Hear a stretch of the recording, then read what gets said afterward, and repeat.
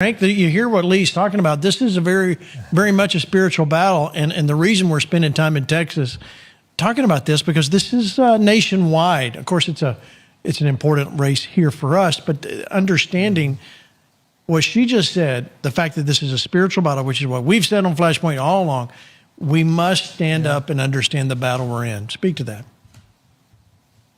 Yeah, well, it is. It's been a spiritual battle, but one thing we also have to remember, we're in the middle, in the spirit that is going to manifest in the natural of a turning point or a shift change. What do I mean? Exodus 8, you could see the narrative.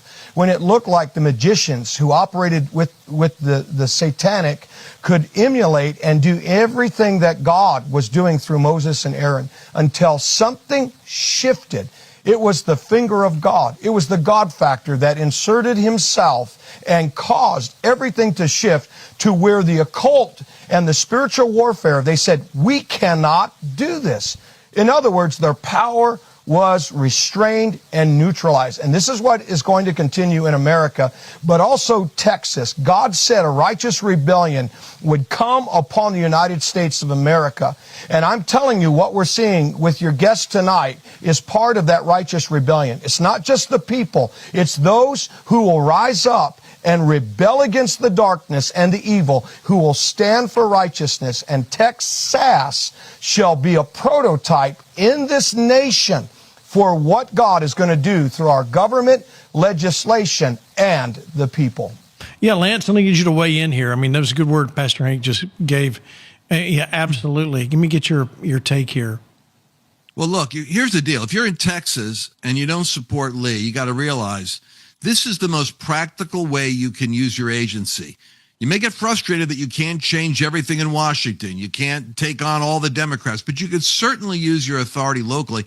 I'm always excited, Gene, when you bring someone on who has a track record with us of standing courageously. Before she was running for office, she was actually a voice for the MAGA movement. So, and this upside down cross, I mean, actually that's a symbol of Satanism. Makes you wonder, doesn't it, if her opponent doesn't have even occult people working there? I'm not saying that's true, but the wickedness that we're seeing unveiled in the political arena is almost like the difference between, like Hank said, Moses and Aaron and the magicians in Pharaoh's court. Yeah, without a doubt. All right, Pastor Jurgen, I get you to weigh in. I know you're all the way over there in California, and this is Texas, but this is something we need to stand up for. Yeah, absolutely. And I think that the devil is a master of smearing, and they know that the heart of Texas is conservatism. They love God, they love faith, they love family, they love freedom, and to Photoshop a cross upside down on a candidate that just shows how threatened they are and how despicable they are, that they will stoop to no depths to try to smear a candidate, but it's going to backfire on them, like Pastor Hank said. They're desperate, they're cornered, and God is rising in this nation. People are done with woke, and there is a new conservative wave. There's a wave of a hunger for God and a hunger for righteousness, a hunger for truth, a hunger for justice rising in the nation. Without a doubt. And thank you, Lee, for standing strong. Of course, thank you for what you've done with Flashpoint, but you were with us in Pensacola, Florida, and that's one of the stories we love to tell, how you and Rick Green were there, and you talked about standing up, and two ladies from that event went home on a Saturday morning after the Friday night event, and Monday, it just so happened to be Monday, they were able to flip their school board because of what they learned at an event. So thank you for what you've been doing. And we support you in all that you've done. But I want to get your take on something. Let's go to number 2, guys. This is Speaker Mike Johnson. Let's talk about the government shutdown, because I want to get Lee's take on this before she leaves. The hypocrisy of Democrats on the government shutdown they created is undeniable and indefensible. Watch Obama lay it out. You don't like a particular policy or a particular president? Then argue for your position. Go out there and win an election. Are some of these folks really so beholden to one extreme wing of their party that they're willing to tank the entire economy just because they can't get their way on this issue? Are they really willing to hurt people just to score political points? Republicans in Congress chose to shut down the federal government. Let me be more specific. One faction of one party in one house of Congress, in one branch of government, shut down major parts of the government, all because they didn't like one law.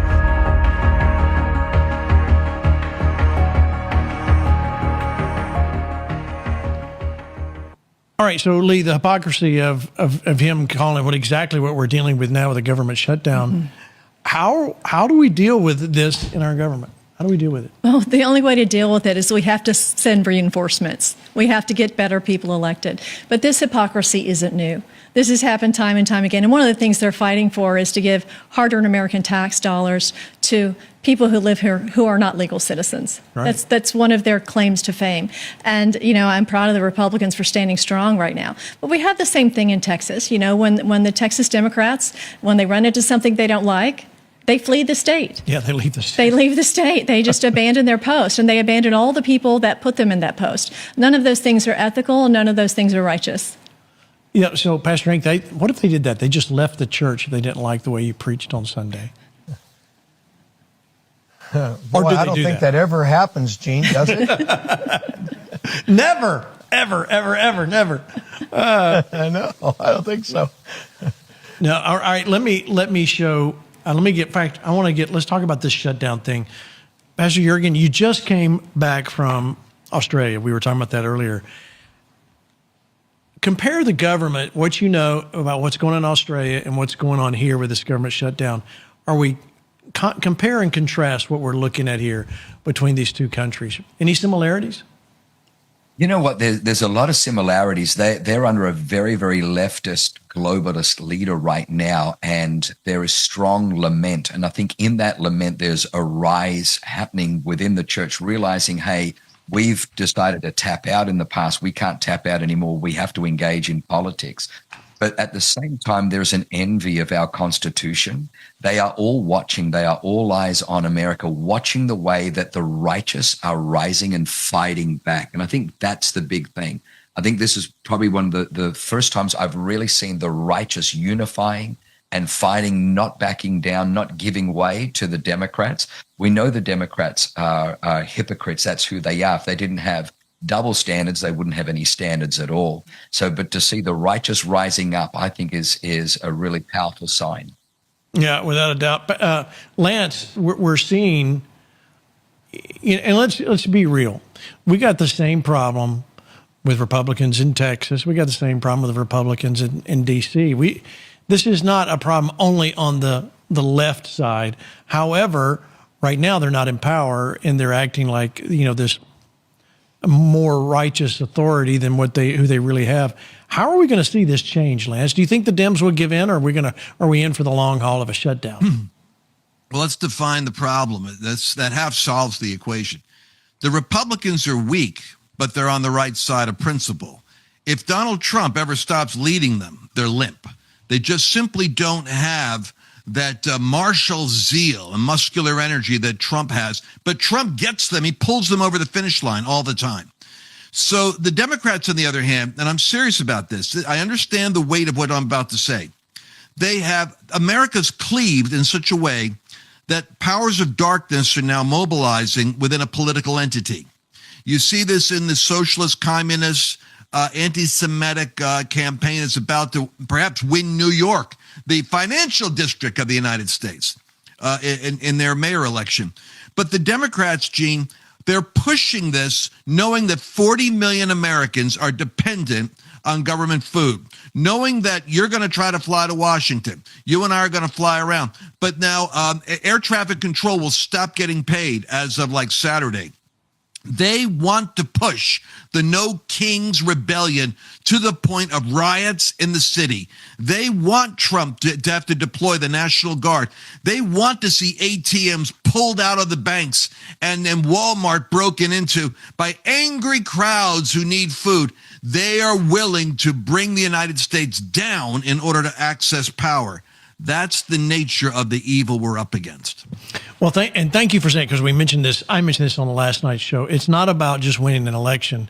much more sinister approach. And it's so the very definition of understanding the rules for Marxism, if you go back and study any of the communist theologies that are out there about how you do this, this is it, to create chaos and to create instability. And that's exactly what we're doing. Look, we have a mayor in Los Angeles, and Karen Bass, who openly studies, says she's communistic, she's left-leaning, loves Marxism, and somehow they voted her in. I mean, Jurgen, that's your state in L.A., one of the biggest cities in America, and look at what has been sucked in, and it's evil. It's just flat evil of what we're having to deal with.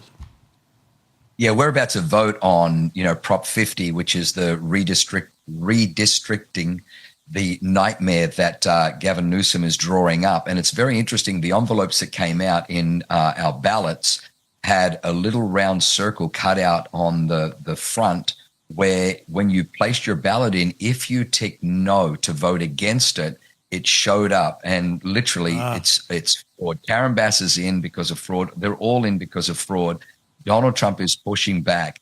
And I think even now we are rallying our church and other churches to get out and vote no. We're turning our ballots back to front so you can't see, so they have to count it. They have to include it. We're instructing other people to do the same.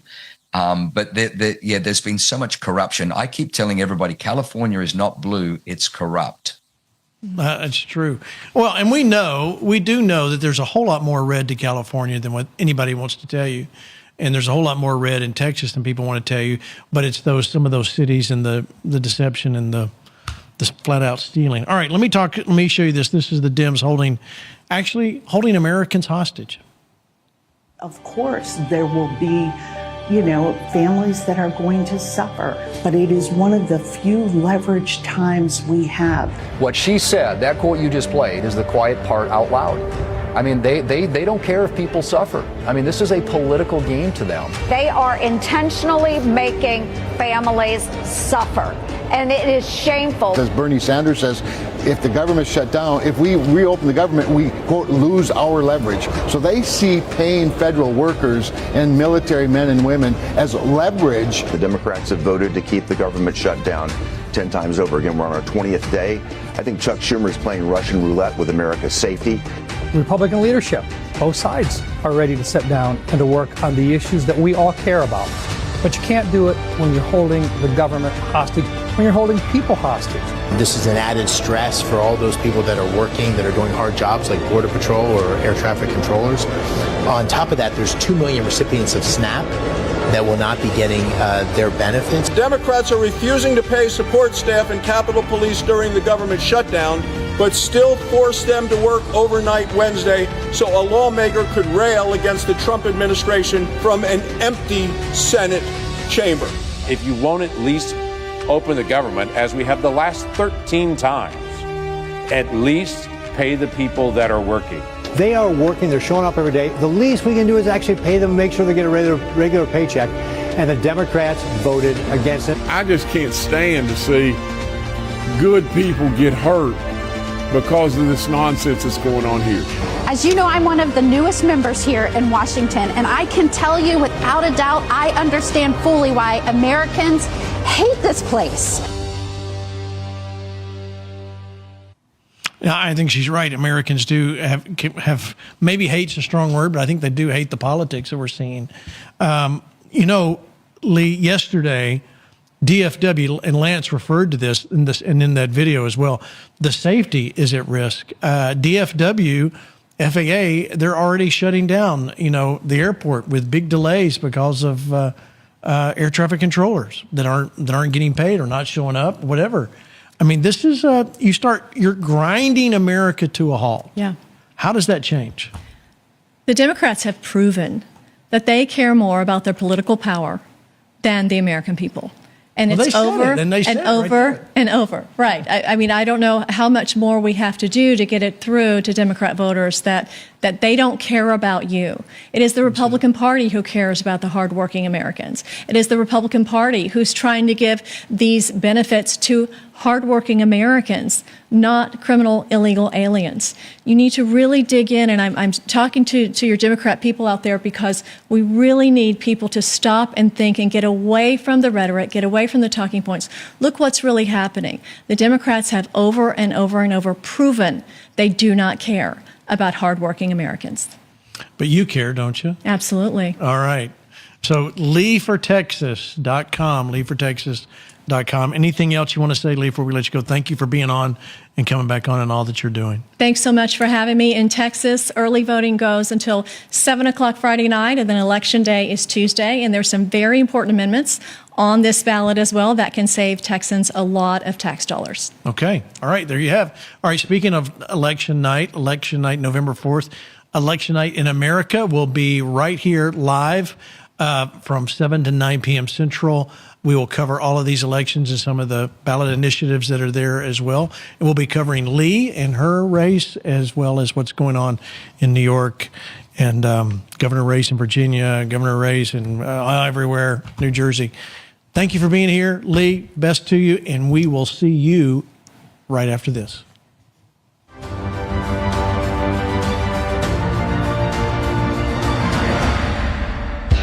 Flashpoint.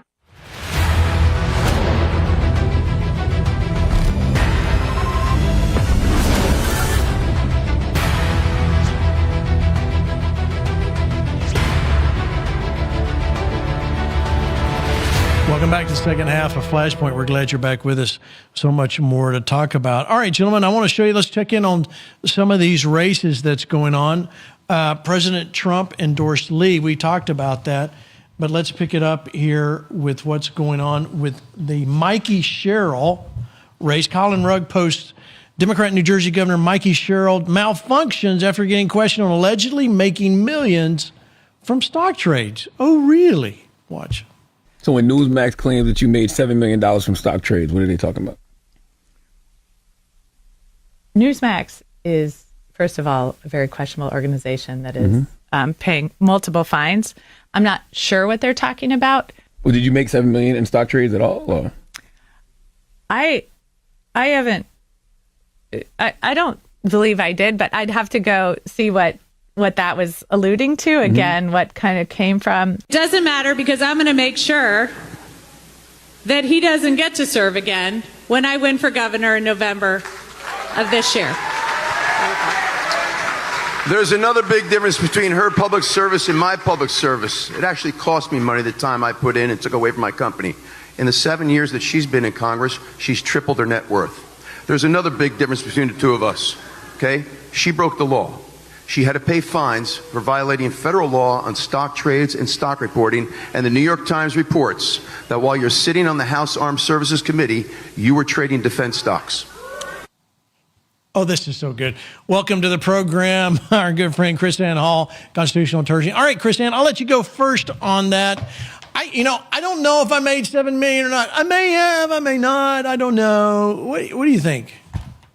You know, it's a very strange thing when you are on a public platform and someone accuses you of a crime publicly, and then you don't sue them for libel.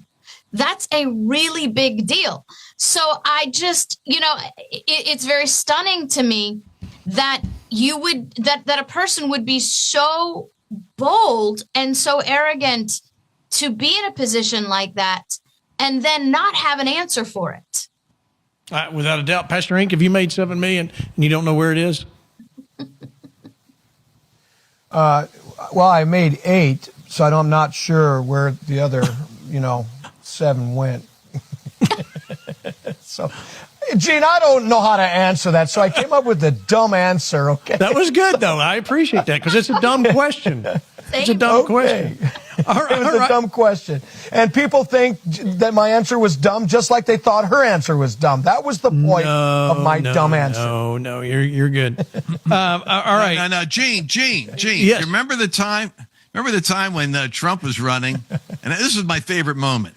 because they took out, what's his name? He ran earlier. So they said, Donald Trump is a billionaire, and they set his net worth at like $4 billion and in Forbes magazine, and Romney ran, and he was backing up from him being a wealthy man.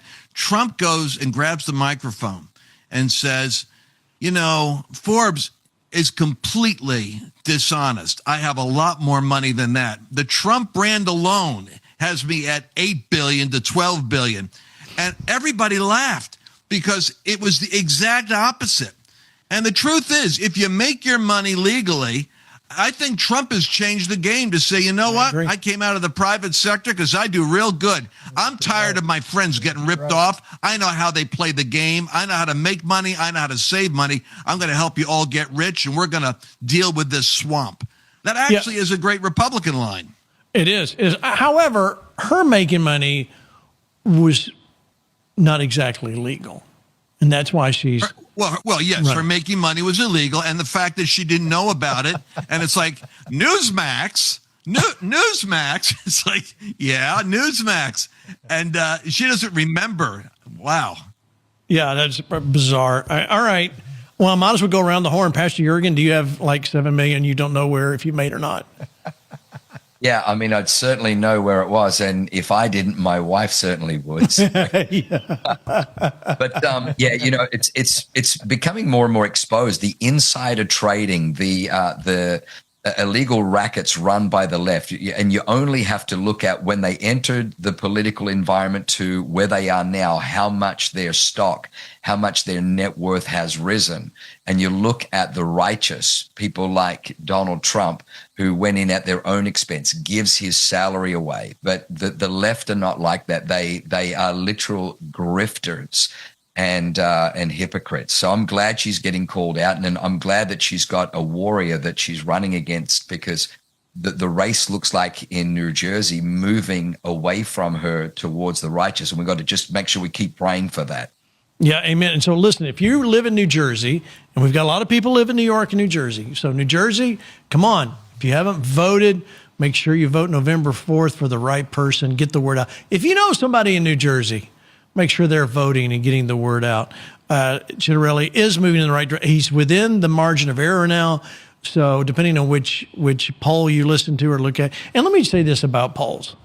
Lance, well, no, I'll go to Chrisanne. Chrisanne, do you remember when Trump was running against Hillary Clinton, the day of the election, they said 95 Clinton, 5 Trump.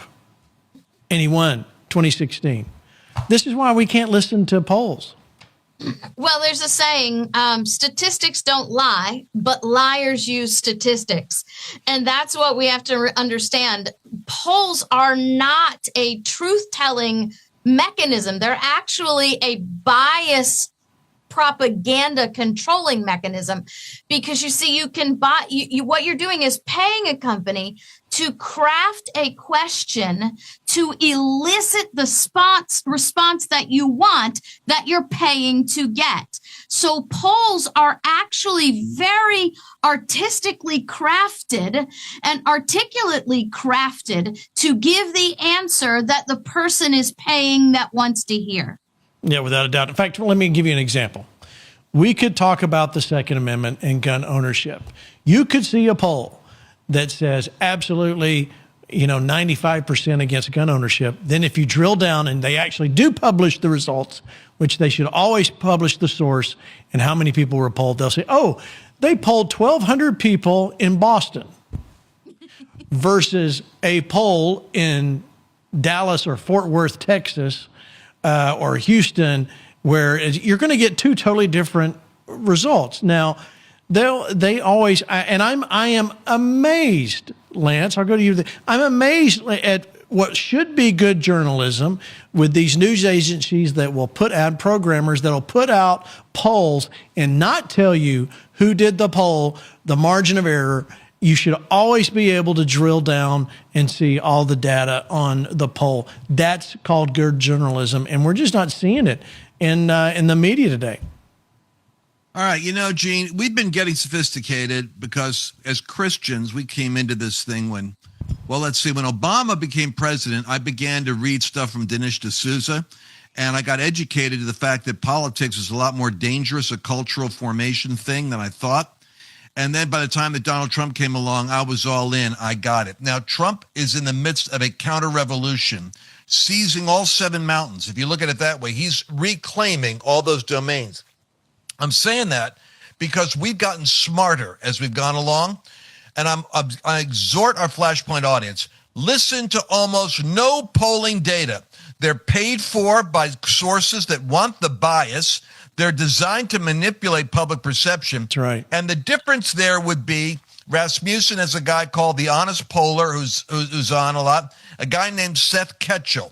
He's called Captain Ketchel. You can get him on Substack. These are the people who are honest. One of them I know personally, Seth, and they will tell you the raw facts. You need to avoid the rest of it because it's as bad as the New York Times. Yeah, without doubt. In fact, yeah, it's a good point. We need to call Captain Seth and have him back on here to give us an idea of what's going on. Let's go to Virginia. Eric Doherty posts this. Breaking: the Virginia Attorney General's race has officially flipped in favor of the Republicans. Watch. No, it's just a tweet. Don't watch. Read along with me. It was exposed. Jay Jones wants conservatives and their children dead. Jason Miyares is up 2.4 points over Democrat Jay Jones. 6-point lead flipped. Winsome still trails Abigail Spanberger. Republicans must turn out. I think the AG has the best shot at going red. All right, so this is an opportunity here where we can either sit back on our laurels and go, hey, we got this thing wrapped up. We got the AG race because of Jay Jones wanting to do horrific things to his opponent's kids. Or we can keep pushing the pedal forward. And Pastor Hank, I'll let you talk about this. We must not back down in what we're doing.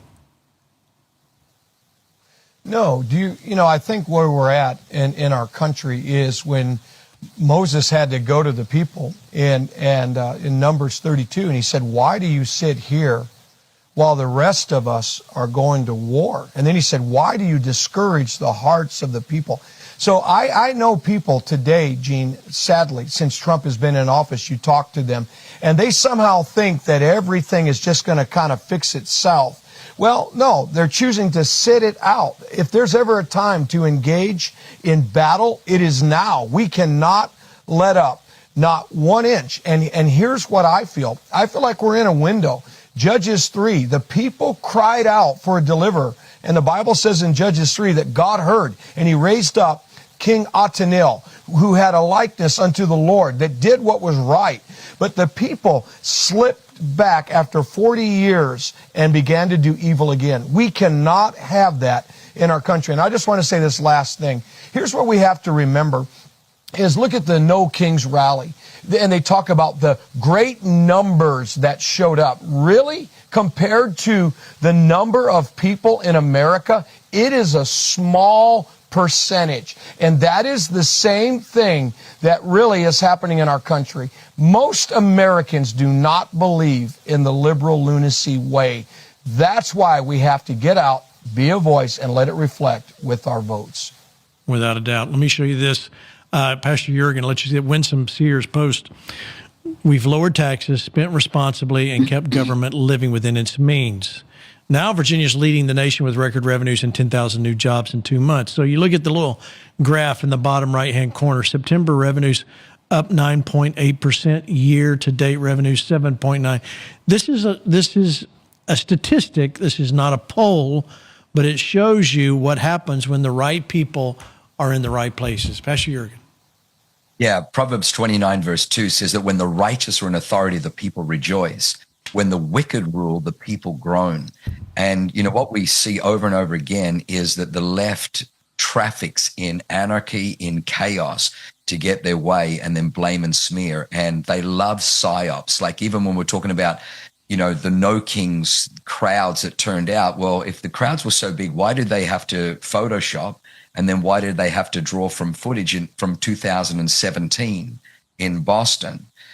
Because the crowds didn't turn up. They know momentum's not on their side. Why do they use these polls or quote these polls? Because It's a psychological warfare. They know that there is a margin of 5 to 12% of people who are undecided, and nobody likes to back a losing horse, or nobody likes to board a sinking ship. So they bring these things out as warfare. And unfortunately, the righteous, the right, have sat back and allowed the left to dominate. They feed it all to the false prophets, the fake news media, who run with it, and that's how they've been able to stay in power. But thank God Trump is our Elijah, because he's calling out fake news, he's calling out false prophets, and he's demanding truth and integrity in our elections. Yeah, without a doubt. All right, Chrisanne, look at this clip. This is Speaker Johnson talking about the Democrat Party. Get you to comment. Watch. They are ending what has always been known as the Democrat Party in America. After a months-long pressure campaign from the far left, House Minority Leader Hakeem Jeffries finally relented. He gave in, and he gave his endorsement to the socialist running to be mayor of New York City. The House Democrats have chosen a side. They were forced to by that far left that they're so terrified of, and they've shown the world what they really believe. There is no longer a place for centrists and moderates in their party. The candidate that they have endorsed, Mamdani, is somebody who we've talked about a lot from this podium. He sympathized with Hamas and openly embraced anti-Semitic language. He has called to, quote, seize the means of production because he is a Marxist. He's called to abolish our borders, to abolish and end immigration enforcement, to defund the police, and to legalize prostitution, among a long list of hits that I could share with you. Zoran Mamdani is expected to take the helm of one of the most important cities in the world and the largest city in America. And he now has the full blessing of the Democrat leader in the House of Representatives. It is shocking. And that leader and all the other Democrats are going to co-own the consequences of what they do to America's largest city. All right, Chrisanne, your thoughts. Well, we've been heading this way for a while in the Democrat Party. We've seen the far left optics, the ideological shift, and it's left the leadership in the Democratic Party with a conundrum. The interesting thing is, what I think we're seeing is the retaliation of the American people against what has been driven down their throat by all of the alphabet letter media outlets who want Americans to believe that this far leftist ideology is the majority, is the future of America. The reality is the future of America is in constitutionalism, it's in liberty, it's in godly principles. And the American population is beginning to really understand that. We see revivals across America like we've never seen before. We see revivals in the young people, in the colleges, in the very bastions of these liberal propaganda enclaves. And what this really, really is, are the American people getting tired of being told who they need to be, what they should be, and what the media wants us to be. And we're standing up and saying, whoa, wait a minute. We're American. This is not who we are. This is not how we started. This is not who we want to be. And we are going to be the America we were founded to be. We're going to stick with godly principles, and we're not going to accept the narrative anymore. Yeah, he was great. I love that. Yeah, we need to not accept the narrative. You know, Lance, remember 2016, we talked about that 11% that's in the middle. It used to be that's every presidential election, we talked about the ultra right, the ultra left. You're not going to swing them. You want that 11% that's in the middle that doesn't know which way to vote.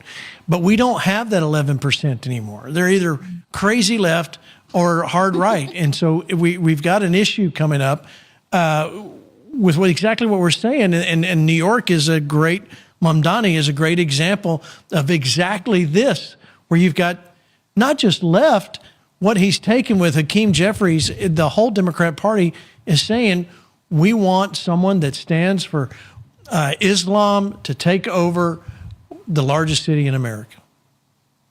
You know, I'm going to make a statement that's kind of wild, but I'm beginning to believe this more and more because I look at the data the pollsters are giving us. You know, Trump is on the 80-20, 70-30 margin. He's picking all the issues. including Americans, don't want Marxism. They all want to participate. They don't want the government to tell them how much they can make. The Americans do want secure borders, etc. So that leads me to a conclusion. These pockets of blue, Gene, where we look at it and we think we got 11%. Tom Fenton just did a great message there on X, and he's got, a couple of other, he was on War Room yesterday. He has stopped 5 million fake votes that are on the rolls from illegals. We got like 20 million illegals. Do you know how many of them actually are able to vote? He believes there's another 10 million of people that are illegal that can actually vote in the United States. And the places where this can be the strongest is those blue patches. There's your Seattle, your Portland, your Los Angeles, your New York. And I'm going to say this, where you see the concentration of people voting in these Marxists, you probably have corruption in the electoral process.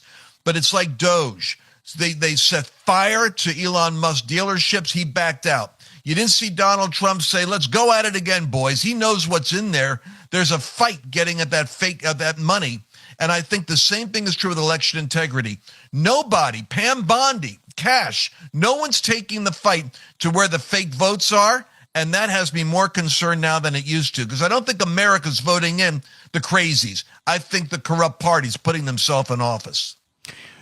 Yeah, I agree. So why are they not taking this on? That's my question.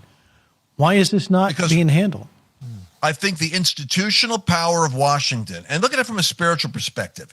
You can be really bold when you're sitting there talking in your church, and then you get around another environment, and you feel a little smaller, and you don't know if you fit in, and everybody looks at you like you really don't belong there, and you start, unless you have a real anointing, you start to conform to the pressure, like Paul said. Oh, sure. But you start to conform.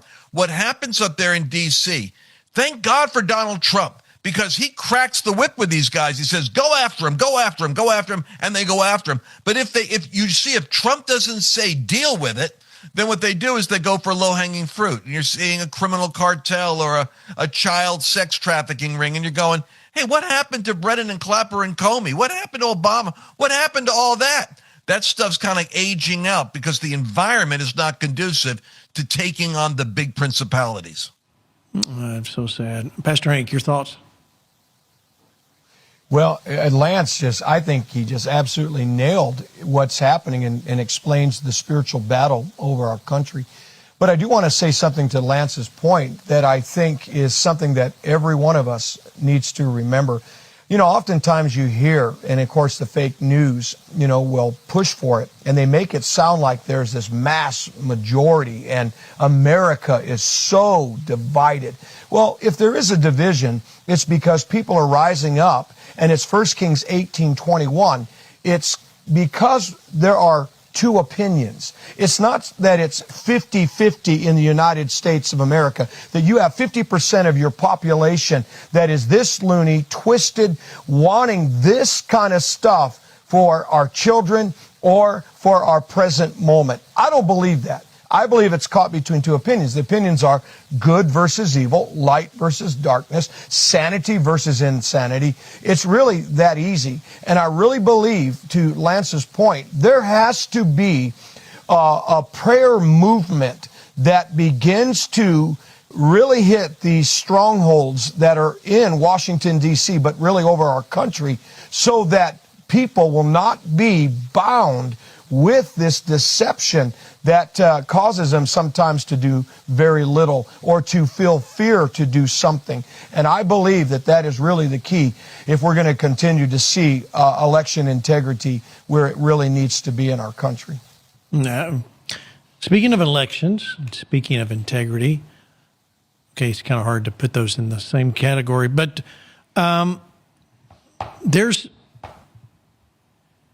you just got to watch this. This will make you smile. There's a new interview with the BBC that Kamala did. Watch. Stories of your baby nieces, Amara and Leela. When are they going to see a woman in charge in the White House? In their lifetime, for sure. Could it be you? Possibly. Have you made a decision yet? No, I have not.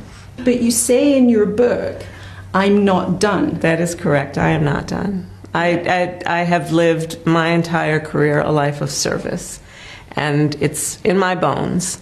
And there are many ways to serve. I've not decided yet what I will do in the future beyond what I am doing right now. But you've been very clear that it's a possibility you might run again to become president. And in my experience interviewing politicians, when someone says, I'm not done, it means they are thinking seriously about running. But when you look at the bookies' odds, they put you as an outsider, even behind Dwayne "The Rock" Johnson. I mean, is that underestimating you?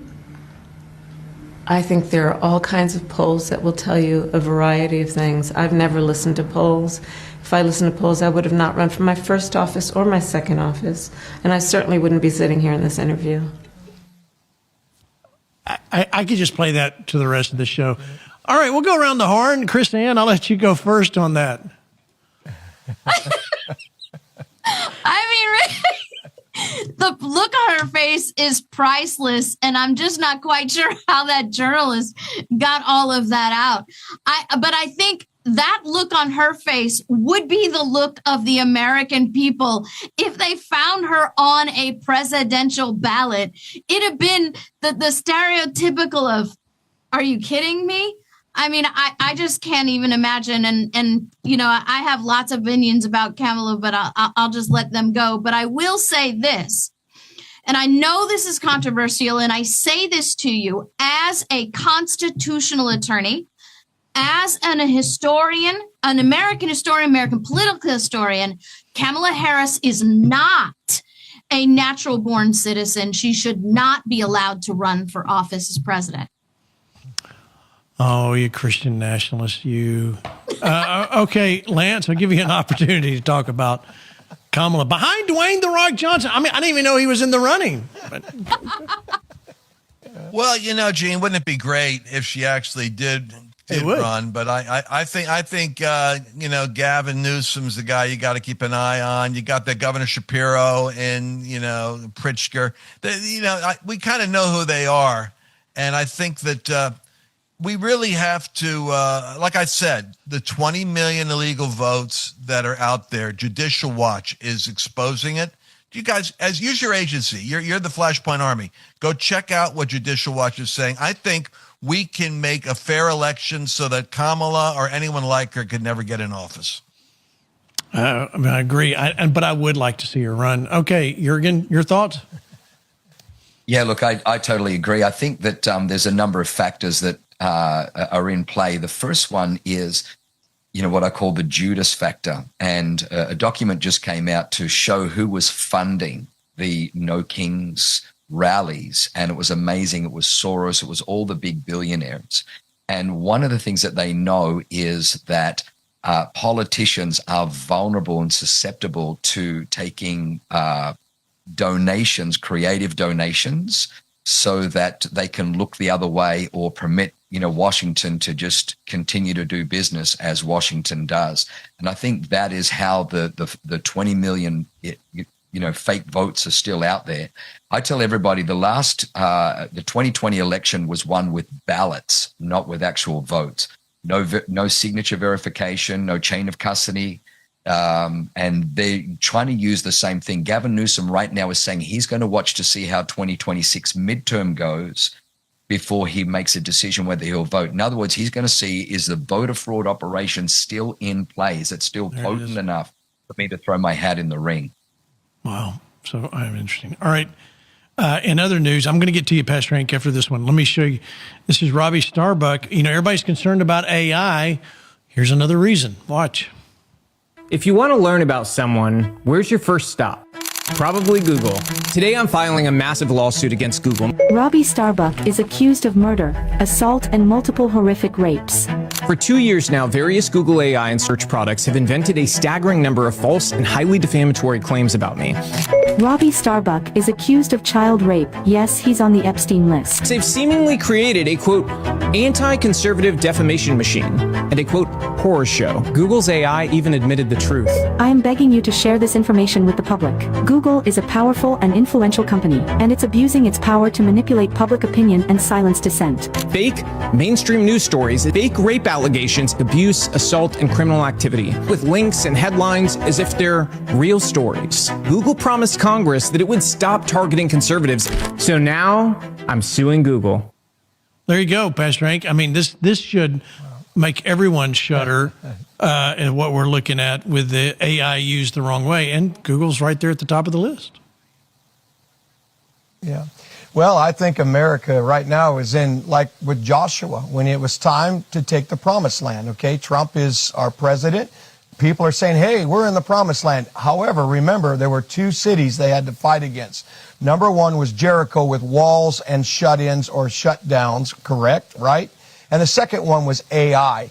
And it wasn't that AI, the city, was bad. It was God said, don't connect AI with the corrupt thing. And I think that's what God is getting ready to judge very harshly, is this that people are using with AI. But Gene, I want to say this last thing before the close of the show. I think Kamala Harris ought to have a female ticket. Her and ACROC need to join together, president, vice president on the ticket, with Bernie Sanders, Secretary of Socialistic State of the United States of America. Okay? That's what I think. Okay. All right. I'll give you 30 seconds, Chris Ann. Try and remedy that one. Yeah, I don't know how we can remedy that, but the reality is what we're watching is the restoration and the return of real American principles. And as you said before, this is not the time for us to sit back and watch. It's a time for us to be a part of the change. We, as the leaders of America, have to stop looking for leaders and start being them. And today is the day, and now is the time. All right, Lance, you got 15 seconds. Do it. Donald Trump, Gene, while we've been talking about these races, has been wrapping up trade deals for rare earth minerals all throughout the Asia-Pacific Rim. He's kind of on his way to China, showing them all the deals he's doing in their backyard, all part of him psyching them out before they meet. All right, 15 seconds here. Pastor Jurgen, go. Well, since Charlie Kirk's death, a beautiful statistic is last month we sold 1 million more Bibles in America than we've ever sold. And church attendance is up 41.6%. God is on the move. God is on the move. Thanks to Lee Wamsgans, of course, Chris N. Hall, Pastor Hank Kunneman, Lance Wallnau, Pastor Jurgen Matthesius. Listen, Flashpoint is here. We're going to keep taking it to the streets. Hope to see you very soon. See you Thursday night.